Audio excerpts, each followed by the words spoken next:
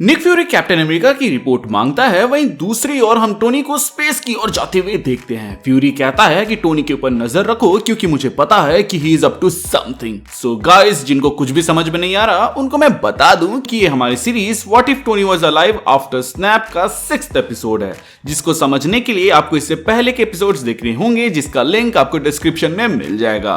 अगर आप पहले के एपिसोड्स नहीं देखोगे तो आपको पता नहीं चलेगा कि कैसे टोनी एंड वेनम एक दूसरे से मिले एंड क्यों इस एपिसोड में टोनी अचानक से जलने लगता है, जिसका थोड़ा सा हिंट मैंने अपने पिछले वीडियोस में ही दिया हुआ था। प्लस वो एंड में स्पेस की ओर क्यों जा रहा है। मैं लास्ट एपिसोड से इसको कंटिन्यू करता हूँ। सो लास्ट एपिसोड में आपने देखा कि टोनी वेनम से मदद मांगता है कि वो हाइव माइंड में सर्च करे कि स्क्रल को कैसे रोके, क्योंकि हाइव माइंड में मल्टीवर्स की नॉलेज है। तो जिस तरह दूसरे यूनिवर्स में एवेंजर्स ने सीक्रेट इन्वेजन रोका है, वैसे ही कुछ ये लोग भी यहाँ करके उसको होने से पहले ही रोक दे। एज वी नो कि वेनम को पोटना मतलब कि काम के लिए मनाना काफी आसान है, जैसा कि एनी ने किया था वेनम 2 मूवी के अंदर। तो टोनी भी कहता है कि तुम तो हीरो हो, तो क्या एक हीरो दूसरे हीरो की मदद नहीं करेगा, जिसके बाद वेनम मदद के लिए मान जाता है। वेनम कहता है कि हीरो तो मैं हूँ, एंड फिर वो हाइव माइंड से कनेक्ट करके टोनी से रिलेटेड जितने इंफॉर्मेशन है उन्हें चेक करने लगता है, जिस दरमियान टोनी को खुद के अल्टरनेट वर्जन्स दिखने लगते हैं। एंड जैसे ही वो उनके बारे में पूछने जाता है कि वेनम कहता है कि देखो भाई, फिलहाल तो मुझे ये टोनी स्टार्क मिला जो स्क्रल से लड़ने के लिए एक ऐसा डिवाइस बनाया जिसके रे लगते ही स्क्रल्स अपने असली रूप में आ जाते हैं, जो कि काफी काम आएगा तुम्हारे मिशन में। प्लस इस लड़ाई में तुम्हें कैप्टन की जरूरत पड़ेगी एंड कुछ दुश्मनों से हाथ मिलाना पड़ेगा। वहीं स्क्रल्स असल में अर्थ में मौजूद वाइब्रेनियम के लिए आए हैं कि तभी वेनम नोटिस करता है कि टोनी का कॉन्शियस के आजू बाजू नल का कॉन्शियस हावी हो गया है। जब टोनी अपने अल्टरनेट वर्जन्स को देख रहा था तो उनमें से एक वर्जन नल से हाथ मिलाता है जो टोनी को असीम शक्तियां देता है। वेनम बोलता है कि टोनी वो बस तुम्हें अपने फायदे के लिए इस्तेमाल करेगा, कि तभी टोनी डरावनी आवाज में कहता है कि चुप। वेनम कहता है कि टोनी, मैंने नल की ओरिजिन तुम्हें इसीलिए बताई थी ताकि तुम समझो कि वो बुरा है एंड तुम्हें उससे हाथ नहीं मिलाना है।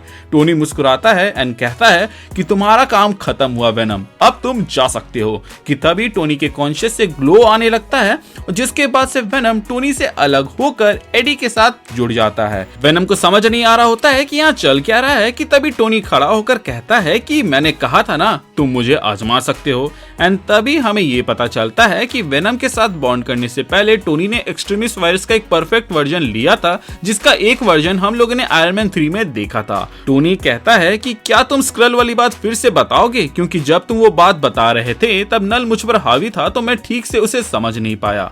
मैंने तो सोचा था कि एक्सट्रीमिस्ट वायरस मुझे तुमसे मिलने वाले डैमेज से बचाएगी, बट ये तो मुझे नल से बचा ली। वेनम कहता है कि आग एंड साउंड 2 ऐसी चीजें हैं जो कि हम सिम्बायोट्स की कमजोरी है, एंड क्योंकि वो मेरे थ्रू ही तुमसे बॉन्डिंग कर रहा था तो तुम्हारे बॉडी का अचानक से हीट करना हमारे बॉन्डिंग को वीक कर दिया। इसके बाद वेनम बताता है कि तुम्हें captain America and black panther की मदद लगेगी स्क्रल से डील करने के लिए। कि तभी रोशनी आती है एंड वेनम को उसके यूनिवर्स में वापस भेज देती है। टोनी वेनम को पकड़ने की कोशिश करता है बट वो नाकाम होता है, लेकिन इसी वजह से वेनम का एक टुकड़ा नीचे गिर जाता है, जो कि टोनी के वॉच के पीछे जाके छुप जाता है, क्योंकि टोनी उस वक्त गुस्से में था, जिसके वजह से उसकी बॉडी हीट कर रही थी। उसके बाद टोनी उसी रूम में बैठ जाता है जहां कई बार उसके एसोसिएट्स आकर उससे बात करने की कोशिश करते हैं, बट टोनी अपने ही ख्याल में डूबा रहता है। वो सोच रहा होता है कि वो आगे क्या करेगा, एंड इसी में घंटे गुजर जाते हैं। कुछ घंटों बाद वहां पे फ्यूरी आता है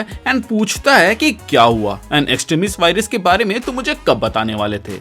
हमने देखा है कि एक्सट्रीमिस्ट वायरस अगर सही से काम नहीं किया तो वो एक टाइम बॉम्ब के जैसा इंसान को उड़ा सकता है, जिस पर टोनी चुप रहता है। कि तभी फ्यूरी गुस्से में कहता है कि फॉर गॉड सेक टोनी, कुछ तो बोलो, क्योंकि तुमने अभी अभी ना सिर्फ अपनी बल्कि इस बेस में मौजूद हर इंसान की जान जोखिम में डाली। जिस पर टोनी कहता है कि मैंने किसी की भी जान जोखिम में नहीं डाली, मैंने एक्सट्रीमिस्ट वायरस को इतना परफेक्ट बना दिया था कि वो इंसान ब्लास्ट ना करे। मेरी ये वॉच एक एंटीडोट होल्ड करती है ताकि इन केस मेरे वाइटल्स थोड़े भी एबनॉर्मल हुए तो वो ऑटोमेटिकली मुझे इंजेक्ट करके फिर से नॉर्मल कर देगी, जैसे कि पेपर को नॉर्मल कर दिया था। उसके बाद टोनी फ्यूरी की ओर देखता है एंड कहता है कि हम एक एलियन इंवेजर से डील करने वाले हैं फ्यूरी, और हाथ में पिस्टल लेके तो हम जंग जीतेंगे नहीं, इसीलिए मैंने एक्सट्रीमिस्ट वायरस को बेटर किया ताकि अपने लोगों में उसको इंजेक्ट करके खुद की एक आर्मी बना सकूं जो कि जंग में जख्मी होने के बाद खुद को हील कर सके। प्लस एक्सट्रीमिस्ट वायरस के वजह से हमारे लोगों को सुपर स्ट्रेंथ, ड्यूरेबिलिटी एंड थोड़ी बहुत फायर पावर भी मिलेगी।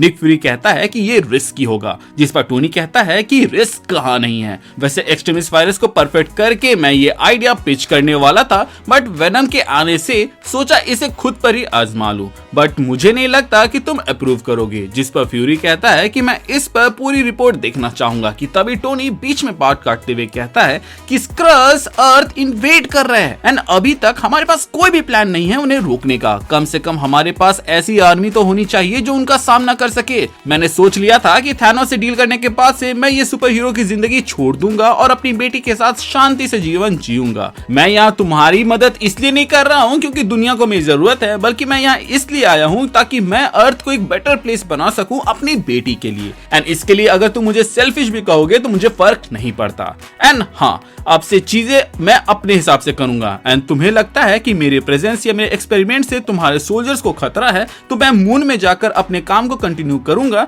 जहां पे किसी को कोई खतरा नहीं होगा। एंड ये मैं बता रहा हूं, ना कि रिक्वेस्ट कर रहा हूं। मून पर बेस बनाने एंड वहां पे ऑपरेट करने के लिए जितने भी परमिशंस वगैरह लगेंगे उन फॉर्मेलिटीज को तुम देख लो, मैं एग्जैक्ट लोकेशन वहां जाकर भेज दूंगा। फ्यूरी कहता है कि ये थोड़ा मुश्किल होगा बट मैं मैनेज करता हूं। टोनी थैंक यू बोलते हुए हाथ मिलाता है और फिर वहां से जाने लगता है। कि तभी फ्यूरी पीछे से टोकते हुए कहता है कि उस एलियन सिम्बायोट से कुछ पता चला या नहीं, क्योंकि एजेंट्स बता रहे थे कि तुम उसके साथ काफी देर तक बॉन्डेड थे। जिस पर टोनी कहता है कि मुझे कुछ सुनाई नहीं दिया, तुमने कुछ कहा क्या? और तभी वो सूट अप करके वहां से उड़ जाता है आसमान की ओर। इसके बाद फ्यूरी अपने एजेंट से कहता है कि मुझे कैप्टन की अपडेट दो, मैं टोनी एंड स्क्रल से एक साथ डील नहीं कर सकता। कैप्टन रहेगा तो वो कम से कम टोनी को संभाल लेगा, बाकी टोनी पर भी नजर रखो क्योंकि मुझे पता है कि he is up to something. कि तभी हमें टोनी स्पेस की ओर जाते हुए दिखता है एंड इसी के साथ ये एपिसोड खत्म होता है। इसके बाद मैं कुछ डिफरेंट सुपर हीरोज के बैक स्टोरी को कवर करूंगा जो कि सेम यूनिवर्स में टेक प्लेस करेंगे, क्योंकि जब मेन सीक्रेट इन्वेजन हो तो उनका रोल और उनकी पोजीशन आपको पता हो। आपको ये सीरीज कैसी लग रही है या फिर कोई सजेशंस है तो आप हमें कमेंट सेक्शन के जरिए बता सकते हैं। मैं इस व्हाट इफ सीरीज के लिए एक एक्स्ट्रा एपिसोड लाने का सोच रहा हूं जिसमें टोनी तो नहीं होगा बट उसमें जो भी कैरेक्टर्स होंगे वो बिल्कुल ही अनएक्सपेक्टेड होंगे एंड उनकी स्टोरी सीक्रेट इन्वेजन के बाद की कहानी के लिए जरूरी होगा। प्लस एमसीयू में कुछ मिस्ट्रीज को भी सॉल्व कर देगा, प्लस मेरे यूनिवर्स के वर्ल्ड बिल्डिंग के लिए भी जरूरी होगा। सो अगर आप उनको मिस नहीं करना चाहते हैं तो सब्सक्राइब बटन पे प्रेस करने के अलावा ऑल नोटिफिकेशंस टर्न ऑन कर दीजिएगा ताकि जब भी मैं कोई वीडियो डालूं उसका नोटिफिकेशन आपको जाए। हमारे चैनल का एक छोटा सा मोटो है जो कि हम काफी समय से नहीं बोल रहे थे, जो कि आपके भी काफी काम आ सकता है रियल जिंदगी में, एंड वो ये है कि लोगों की मदद करें, अपना ख्याल रखें एंड कीप मूविंग फॉरवर्ड का रट लगाकर आगे बढ़ते जाएं। Thank you for watching this video, stay tuned.